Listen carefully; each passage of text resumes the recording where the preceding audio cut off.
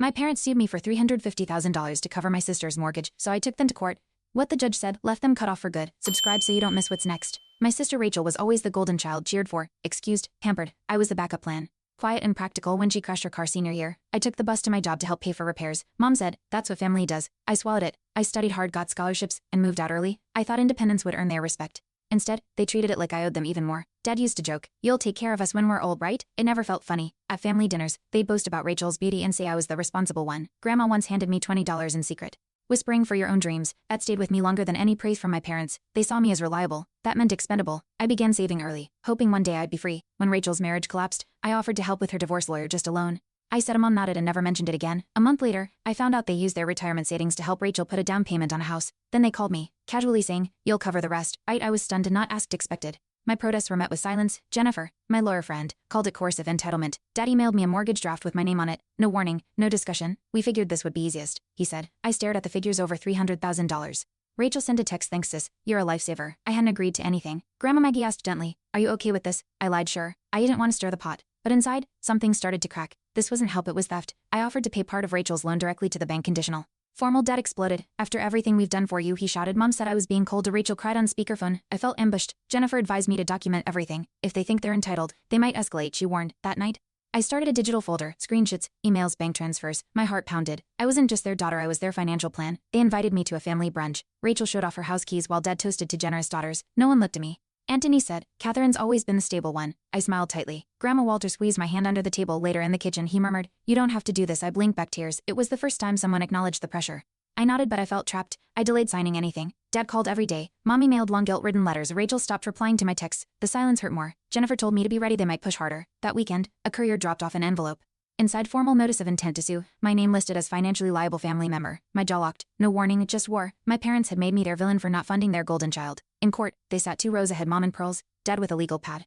Rachel whispered to them like it was brunch. My lawyer Jennifer was stone-faced. When the judge asked why they expected payment, Dad said, it's family duty. Jennifer countered with receipts, texts, proof of gifts disguised as obligations. I stared at them. Mom wouldn't meet my eyes. The judge's brow lifted. So you're suing your child for being responsible? That moment shattered everything. Outside the courtroom, cousins and uncles waited. No one spoke to me. I walked past their judgment like smoke, silent, suffocating. Anthony's finally hissed, you should be ashamed. I didn't answer. Jennifer said, this is textbook scapegoating. Later that night, Grandma Maggie called. I saw the transcripts, she said softly. I'm proud of you. Her voice broke. Something open in me. Someone finally saw me not for what I provided, but for what I protected. The judge dismissed their claim, calling it manipulative, baseless, and emotionally exploitative. Dad stood, red-faced. Mom looked ready to cry. Rachel didn't react. I stayed seated. Jennifer whispered, you're free. My chest felt hollow. Outside, the reporters asked questions. I walked past them. Anthony slipped away. Grandma and Grandpa met me at the exit. Grandpa said, come home for supper. I nodded. For once, the invitation wasn't conditional. It wasn't earned. It was love. I thought it was over.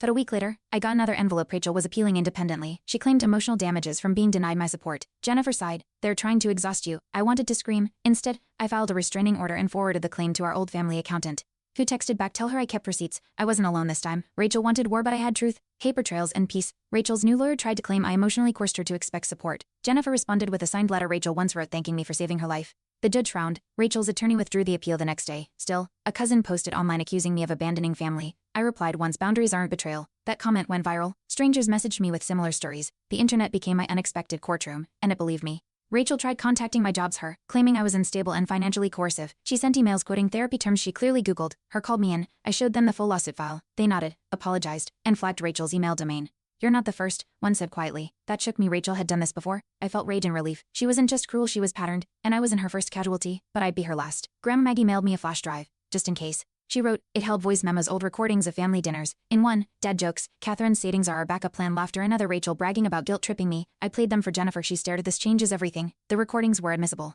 We filed a defamation counterclaim. I wasn't just defending myself anymore, I was rewriting the family narrative they built on lies with proof. The deposition day arrived. Rachel stumbled when confronted with her own voice. That's not me, she said. The judge paused playback. Jennifer asked, do you want it verified? Rachel's lawyer declined. I watched her shrink. Her face no longer held power. Anthony left the room mid-testimony. Grandpa folded his arms. Later he told me, we enabled her. That stops now. It wasn't vindication, but it was the first time they stopped clapping for her lies. Jennifer suggested one last move, a cease and desist letter mailed to every extended relative who's sent harassment. Inside were transcripts, timelines, and a legal warning. Grandma Maggie added a note, the truth is here, choose wisely. Weeks passed one by one.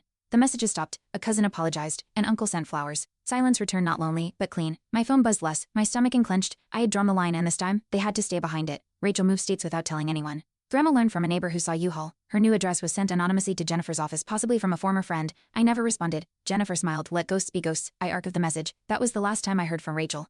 No more lawsuits, no more guilt trips, just quiet. The kind I used to pray for at night when I still thought family meant safety. A podcast picked up my viral comment thread. They invited me on to share my story. I hesitated, but Grandma said, if you don't speak, they'll fill in their version. I spoke, calm, clear, anonymous. The episode titled, When Family Crosses the Line. Thousands listened, some messaged me, this saved me. My inbox filled with stories like mine. It was no longer just survival, it was testimony. My pain had language now, my boundaries had echo. A therapist reached out after hearing the podcast offering pro bono sessions for financial trauma. I accepted. At first, I didn't know what to say. She asked, when did you start feeling like a wallet? I cried.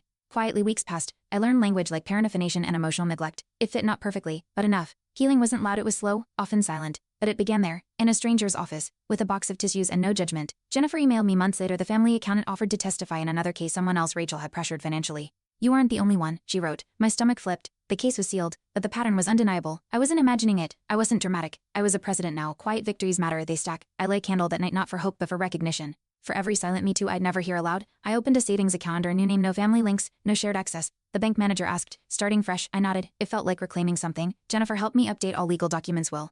Beneficiaries, emergency contacts, clean break, she said. My phone buzzed with a blocked number. I didn't answer. That silence was louder than any fight. For the first time, my money, my future, and my peace belonged only to me. A news outlet emailed me. They'd uncovered a trend: adult children sued for emotional debts by parents. I agreed to a feature, anonymously, my voice disguised, story blurred. When the episode aired, people messaged, this is my story. The producer thanked me. You broke the silence. That phrase stuck. I hadn't broken, I'd broken through, and the ripple had started. I wasn't just a survivor. I was a warning bell and maybe a guide. At a bookshop, I found a memoir, Leaving the Golden Child Behind. The author described their sibling weaponized by family praise while they were drained dry. Every page felt like mine. I reached out. They replied, you're not alone, you're not crazy. That message stayed pinned in my inbox. When days felt blurry, I reread it. Validation isn't always loud. Sometimes, it's a stranger whispering truth when everyone else screams lies, and that whisper kept me grounded. One day, I bumped into an old classmate at the farmer's market. She said, I heard what happened, your strength is unreal. I blinked. I hadn't felt strong, just tired. But she looked at me like I'd survived something epic. Maybe I had. Her words didn't heal me, but they reminded me people were watching, and some of them weren't judging, some were learning. That mattered. Even quiet defiance leaves footprints for others to follow. Rachel's social media went dark. The last post was months old, a smiling selfie captioned, family first. Comments had turned. You mean your sister's wallet? One wrote. I didn't like the mockery, but I didn't delete it either. I wasn't responsible for cleaning up her mess. For once, public sympathy wasn't with her. It didn't feel like victory, just validation. The internet didn't forget, and neither did I, but now I wasn't carrying it alone. A family friend reached out quietly. We always knew something was off, she said. But your parents made it hard to speak up. She offered photos, letters, things they'd hidden from me. I found a birthday card I never received. From my godmother. Don't let them dim your shine. It was dated my 21st. I cried. They tried to erase the love around me, but love had entrance. And truth always finds a witness eventually, on the anniversary of the lawsuit. I lit a candle and deleted every saved message from them. No ceremony, just breath and click. Jennifer texted, closure isn't loud. She was right. I didn't celebrate. I rested, in my own apartment, with my own income, my own name on the lease, no entanglements. No fear that night. I slept through till morning for the first time in years. Kisses granted, it's quiet. And finally, it was mine. I felt steady finally. I brewed tea, sat on my balcony, and watched the sun rise. No voices pressing demands, no guilt buzzing in my ear. I thought of Grandma Maggie's flash drive, her quiet weapon. That was love, not the kind I grew up begging for, but the kind I'd protect now. Jennifer told me, you drew blood with boundaries. I smiled. Some battles are won by staying seated, staying silent, staying whole. I opened my old journals, pages from college, where I'd listed everything I'd pay back when I'm finally seen. Loans, gifts, dinners, as if love could be earned. I tore them out, burned them in a bowl. Not out of rage but release. I don't owe them my life. I lived it, I survived it. That fire didn't erase history, but it rewrote the ending. I wasn't their investment. I was my own damn return. A new friend asked if I had siblings. I paused. No, I said. It wasn't a lie, it was a choice. I'd mourn the sister I never really had. I no longer needed to explain. Some family you bury without funerals, some ghosts don't need names. That night, I added one more line to my journal. Pieces in absence, its presence without fear. Then I closed the book. Not done but ready to live forward. Rachel's last appeal was formally closed. No public statement, no apology, just a dead link on the court's docket. Jennifer texted me the screenshot with a checkmark emoji. I framed it not for spite, for survival. It was proof the cycle ended. They'd lost not just the case, but access. My silence wasn't submission, it was a sentence. And this time it read, you don't get to rewrite me. I started a community blog, Boundaries Bloodlines, stories poured in, anonymous, raw, familiar women like me, men too. I moderated every post. Commented when I could. It didn't fix the past, but it lit something, a map maybe, or a torch. One post said, I thought I was crazy. Then I found your blog. I cried. That's why we tell the truth, so someone else doesn't feel invisible. Grandpa Walter came over with groceries. You still like blueberry yogurt, he asked. I smiled. It wasn't Gran. It was enough. We ate in silence, then he patted my shoulder. You did what we couldn't. That stayed with me. Cycles don't break with explosions, they end with choices. I chose peace and blueberry yogurt. And finally, I chose me. That choice didn't feel brave. It felt overdue, but still it was mine. Thanks for watching. Hit subscribe to check out more stories on my channel.